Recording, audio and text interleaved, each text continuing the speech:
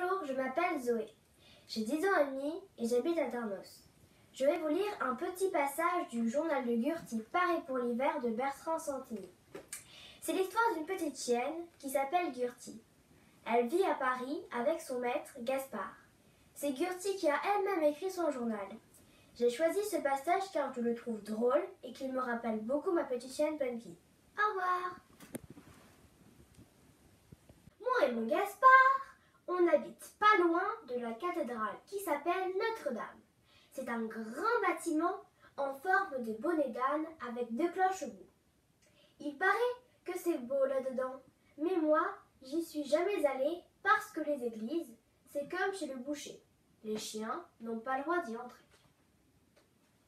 J'adore Paris, sauf que c'est rempli d'humains, au moins 1000. Il suffit de sortir le nez dehors pour en renifler de toutes les formes et de toutes les couleurs. Grâce à ma truffe, encore elle, j'identifie chaque nationalité d'un seul sniff. Par exemple, les Français sentent la nouille, les Japonais le nougat et les Anglais l'écureuil.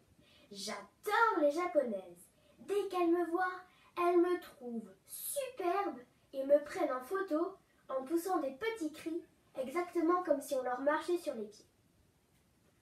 Que je sois à Paris ou en vacances, je me débrouille toujours pour être heureuse. Moi, tout m'étonne, tout m'intrigue, tout m'amuse. Chaque instant de la journée est l'occasion d'une fête. Tout peut servir à être heureux, vous savez. Le soleil, la pluie, le vent, les grêlons, les hérissons, tout, je vous dis.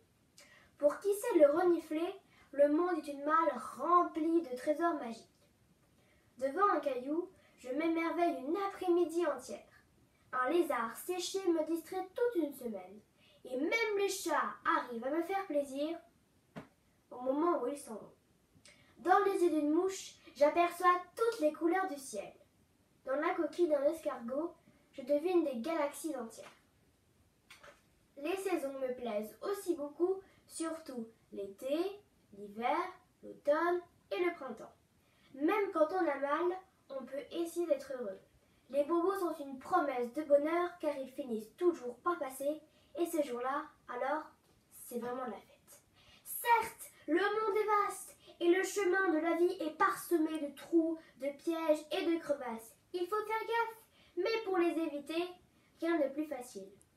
Il suffit de ne pas tomber dedans. De toutes les raisons d'être heureuse, la plus extraordinaire est que je suis un chien.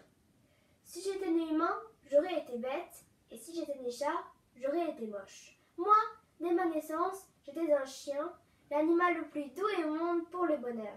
Et ça tombe bien parce que moi, justement, j'adore être heureuse.